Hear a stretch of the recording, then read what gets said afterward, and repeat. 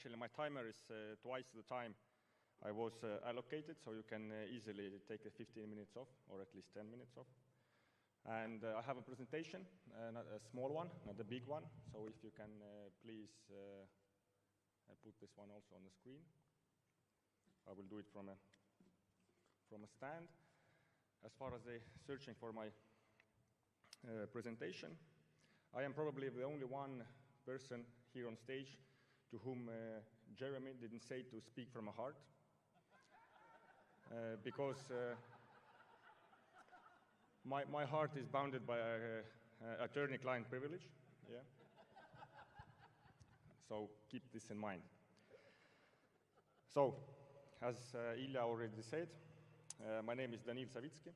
I'm an attorney at law. I'm a member of Estonian Bar Association and a managing partner of my own law firm, KS Legal.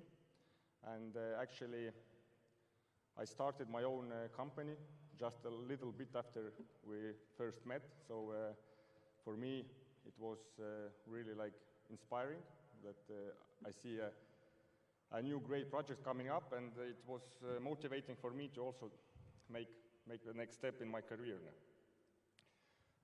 I've been mostly consulting them on structural matters, but a bit also on contractual matters. Consulting is, of course, a high word to say. It means that on Sundays, when Israel starts working and I'm still coming from sauna, we have like a 3 to 5 hour calls, yeah? I told Jeremy that a presentation by attorney, it's usually more like a lecture, yeah? And I'm not sure that my appearance here on the stage will be interesting to non-lawyers. So he told me to keep it short, keep it simple, and that I just can tell some lawyer jokes for 15 minutes. So here it comes. Attorney dies, and at the gate of heaven he makes a claim that at age of 45 it is too early to die for him. St. Peter looks in his eye and says, well, based on the hours you have billed your clients, you're 98. Well, now the joke's on Jeremy, because I'm still going to talk about legal matters of the jail. Yeah. Okay, sorry. Because I'm still going to talk about legal matters, being myself just a bit over 60 years old. So, where did we came from and where we are going now? Crowdfunding. I will speak about Estonia because Estonia is known as like digital nomads, and everything good starts from Estonia in digital space. So crowdfunding project first in Estonia, basically it's first in Europe, it was 2012. It was a little small project, just like a Kickstarter today, aimed to help start some small projects like music videos, art collections, and so on. But it really, really grew in next 4 years, and by 2017, EU market reached 1 billion euros. This means that people from Europe, basically, you can say, put the money in different projects for more than 1 billion euro. In Estonia, at the same time, there was a record, which it still holds, one project of 1.5 million euros. But just a small comment, Estonia is a really small country. There is like 1.3 million people there. So basically, each Estonian gave 1 euro. So imagine if each people from your nations, where are you from, gave $1 to Daisy. Yeah? It won't be a small amount now. But again, the conventional financial system saw that something is emerging and there is a lot of money. And they wanted to have regulations. And they succeeded, because in 2020, there was an introduction of unified European Union rules. Fortunately, they gave 1.5 years to comply with it, but it basically means that every platform who wants to be uplifting other projects, they have to be licensed. And the license finally kicks in the end of this year, but it is not any big worry for us because the projects which are already running, they do not have to have license right away. They have time. So the main limitation of our new rules is that one project, not the platform itself, but a project which lists on the platform, cannot raise more than 5 million euros. So for a smaller project, it is not really a problem. But imagine we would have same limitation with Endotech, yeah? Impossible to do. Fortunately, we started before the regulations kicked in. So again, no problem on this side. So what do we have with virtual currency? In a legal world, we call it virtual currency, but we all know it as a crypto. So the picture was quite similar. Estonia was the first country regulating crypto. I mean, in Europe, they didn't even start to think about that we need to regulate it. Estonia was already issuing licenses. So you could have a license if you provide exchange service or if you provide a wallet service. And it began to grow. In a couple of years, we had 400 virtual asset service providers, 400 different projects which wanted to have a stamp that we are licensed. Having such a stamp raises your credibility. Of course, we had a lot of scammers, a lot of problematic projects, and that's why Estonia started to regulate it.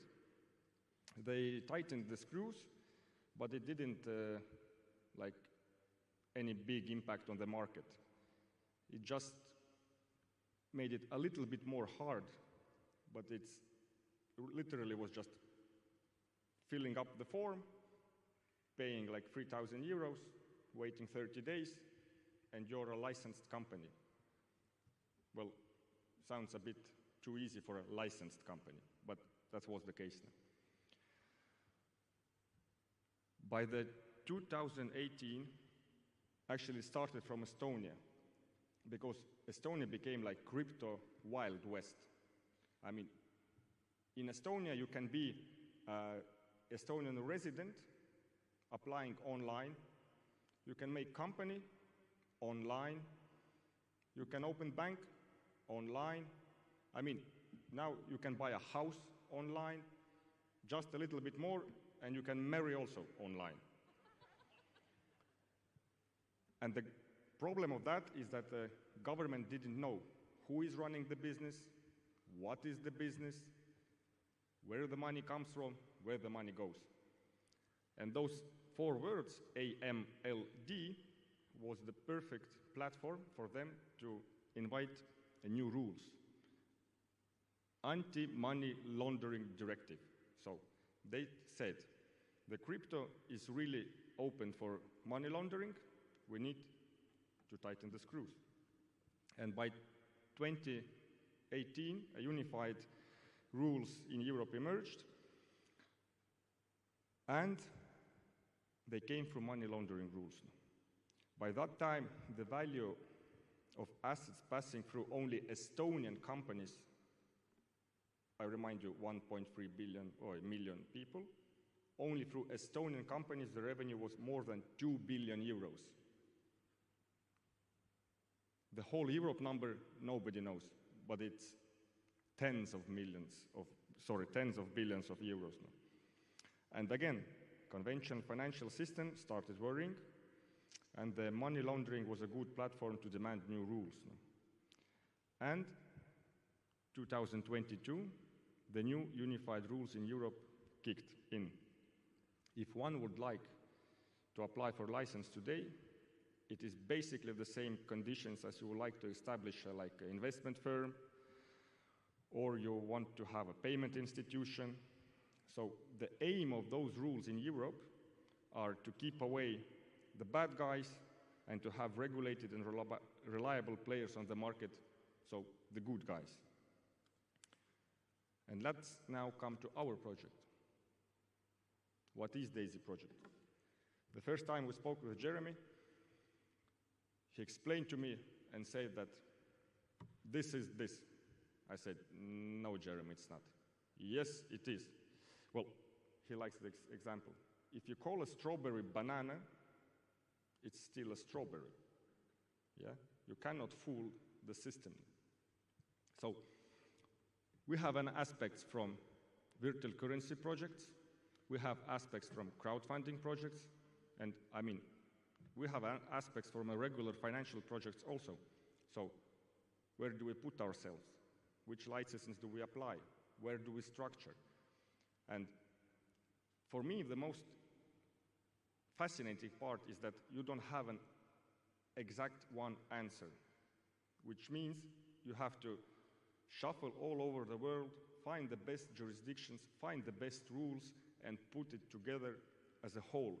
So for you guys, it will be just a back office, convenient, putting your crypto in putting money in different projects, buying NFTs, but on the back office of your back office, there are several companies, several licenses, because those guys are really about integrity. So they say to me, whatever it costs, we have to comply with all rules. And not to be into details, but what are we currently doing is that due to the European rules, we are restructuring our crowdfunding model. We are going to move it probably here to Dubai, because the last week the Sheikh finally signed the new bill on crowdfunding. There are some limitations, but they won't be a problem to an uplift now. We're also finalizing Endotech equity structure, because at some point the initial crowdfunding will end and we will move forward. And as promised to all of you, an equity will be distributed and you will be able to say, not and even to show, that you are the actual shareholders of Endotech.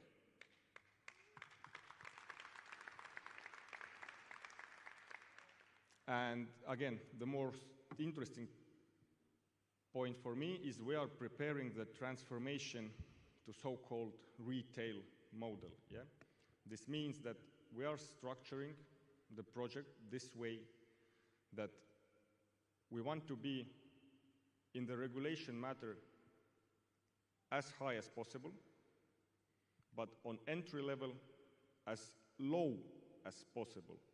So the retail client person having only $10 in the pocket, he can come in and enjoy the benefits of those structures, which has like threshold of like $100,000, $500,000, yeah? And this is really, really interesting. I won't elaborate on the details, but I mean, after we finalize this structure and this model, the limits are off, literally speaking. We can engage the whole world, any jurisdiction, without any kind of limitation.